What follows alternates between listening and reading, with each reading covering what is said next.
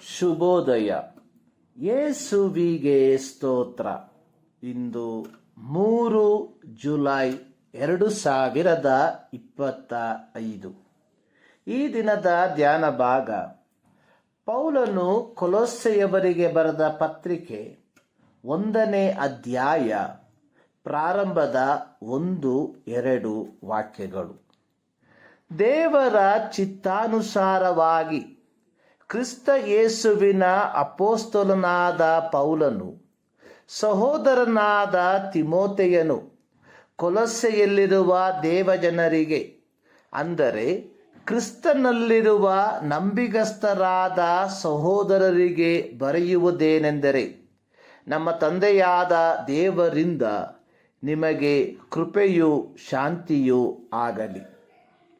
ಪೌಲನು ಕೊಲೊಸ್ಸೆ ಪತ್ರಿಕೆಯನ್ನು ಪ್ರಾರಂಭಿಸುವಂಥದ್ದು ದೇವರ ಚಿತ್ತಾನುಸಾರವಾಗಿ ಕ್ರಿಸ್ತ ಯೇಸುವಿನ ಅಪೊಸ್ತಲನಾದ ಪೌಲನು ಎಂಬ ಶೀರ್ಷಿಕೆಯ ಬರವಣಿಗೆಯೊಂದಿಗೆ. ಪೌಲನು ಯೇಸುವಿನ ಐಹಿಕ ಸೇವೆಯ ಕಾಲದಲ್ಲಿ ಯೇಸು ಕ್ರಿಸ್ತನಿಂದ ಆರಿಸಲ್ಪಟ್ಟ ಶಿಷ್ಯನಾಗಿರಲಿಲ್ಲ. ಲೂಕನು ಬರೆದ ಸುವಾರ್ತೆ 6ನೇ ಅಧ್ಯಾಯ 12-13 ವಾಕ್ಯಗಳಲ್ಲಿ ನಾವು ನೋಡುವಂಥದ್ದು, ಆ ದಿವಸಗಳಲ್ಲಿ ಆತನು, ಅಂದರೆ ಯೇಸು, ಪ್ರಾರ್ಥನೆ ಮಾಡುವುದಕ್ಕಾಗಿ ಬೆಟ್ಟಕ್ಕೆ ಹೋಗಿ ರಾತ್ರಿಯನ್ನೆಲ್ಲ ಪ್ರಾರ್ಥನೆಯಲ್ಲೇ ಕಳೆದನು. ಬೆಳಗಾದ ಮೇಲೆ ಆತನು ತನ್ನ ಶಿಷ್ಯರನ್ನು ಹತ್ತಿರಕ್ಕೆ ಕರೆದು ಅವರಲ್ಲಿ 12 ಮಂದಿಯನ್ನು ಆರಿಸಿಕೊಂಡು ಅವರಿಗೆ ಅಪೊಸ್ತಲರೆಂತ ಹೆಸರಿಟ್ಟನು. ಅಪೊಸ್ತಲ ಎಂಬ ಪದದ ಅರ್ಥ ಪ್ರತಿನಿಧಿ, ಸುವಾರ್ತೆಯ ರಾಯಭಾರಿ, ಕ್ರಿಸ್ತನ ಆಯುಕ್ತ ಅಥವಾ ಕಮಿಷನರ್ ಇತ್ಯಾದಿ.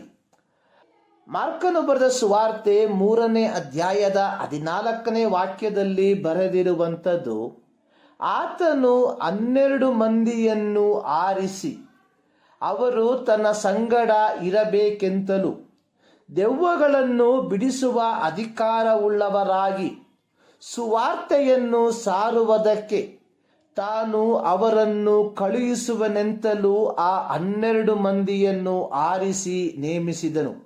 ಯೇಸು ಕ್ರಿಸ್ತನು ಪೌಲನನ್ನು ತನ್ನ ಐಹಿಕ ಸೇವೆಯ ಕಾಲಘಟ್ಟಗಳಲ್ಲಿ ಆರಿಸಿಕೊಳ್ಳದೆ ಹೋದಾಗ್ಯೂ ಅಪೊಸ್ತಲರ ಕೃತ್ಯ 9ನೇ ಅಧ್ಯಾಯದ 15ನೇ ವಾಕ್ಯದಲ್ಲಿ ಕರ್ತನು ದಮಸ್ಕ ಪಟ್ಟಣದಲ್ಲಿದ್ದ ಅನನೀಯನೆಂಬ ಶಿಷ್ಯನಿಗೆ ಹೇಳಿದ್ದು, ಆ ಮನುಷ್ಯನು ಅನ್ಯ ಜನರಿಗೂ ಅರಸುಗಳಿಗೂ ಇಸ್ರಾಯೇಲ್ಯರಿಗೂ ನನ್ನ ಹೆಸರನ್ನು ತಿಳಿಸುವುದಕ್ಕಾಗಿ ನಾನು ಆರಿಸಿಕೊಂಡ ಪಾತ್ರೆಯಾಗಿದ್ದಾನೆ ಅಥವಾ ಸುವಾರ್ತೆಯ ರಾಯಭಾರಿಯಾಗಿದ್ದಾನೆ.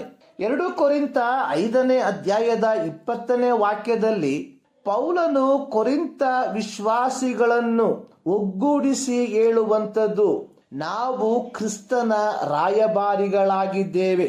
ಹೀಗೆ ಪುನರುತ್ಥಾನ ಹೊಂದಿ ಪರಲೋಕಕ್ಕೆ ಒಯ್ಯಲ್ಪಟ್ಟ ಕರ್ತನಿಂದ AD 33-36 ಕಾಲಘಟ್ಟಗಳಲ್ಲಿ ಅಪೊಸ್ತಲತ್ವವನ್ನು ಸ್ವೀಕರಿಸಿದ ಪೌಲನು ತಾನು ಸಭೆಗಳಿಗೆ ಪತ್ರಿಕೆಯನ್ನು ಬರೆಯುವಾಗ ದೇವರ ಚಿತ್ತಾನುಸಾರವಾಗಿ ಕ್ರಿಸ್ತ ಯೇಸುವಿನ ಅಪೊಸ್ತಲನಾದ ಪೌಲನು ಎಂಬುದಾಗಿ ತನ್ನನ್ನು ತಾನೇ ಸಂಬೋಧಿಸುವಂಥದ್ದನ್ನ ಕಾಣುತ್ತೇವೆ.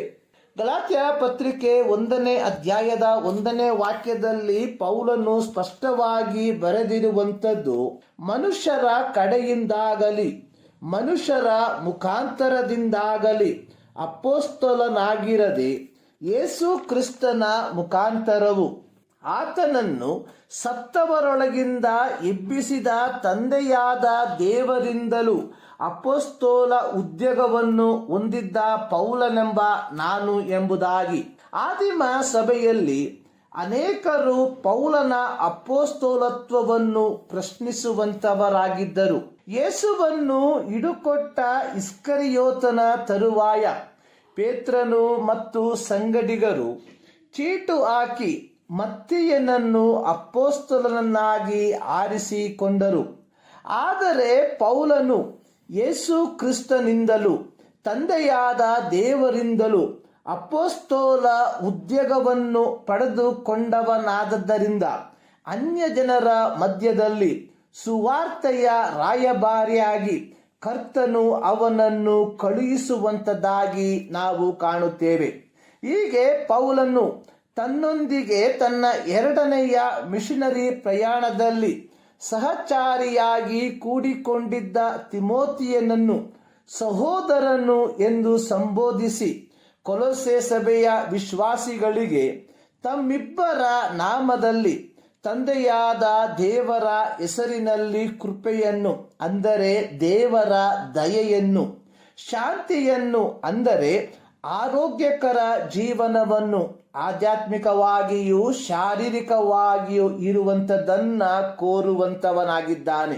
ಪ್ರಿಯರೇ, ಯೇಸು ಕ್ರಿಸ್ತನಿಂದ ಆರಿಸಲ್ಪಟ್ಟ ನಾವೆಲ್ಲರೂ ಯೋಹಾನ 15:15 ಕೊನೆಯ ಭಾಗದಲ್ಲಿ ಬರೆದಿರುವಂಥದ್ದು, ನೀವು ನನ್ನನ್ನು ಆರಿಸಿ ತೆಗೆದುಕೊಂಡಿಲ್ಲ, ನಾನು ನಿಮ್ಮನ್ನು ಆರಿಸಿ ತೆಗೆದುಕೊಂಡೆನು.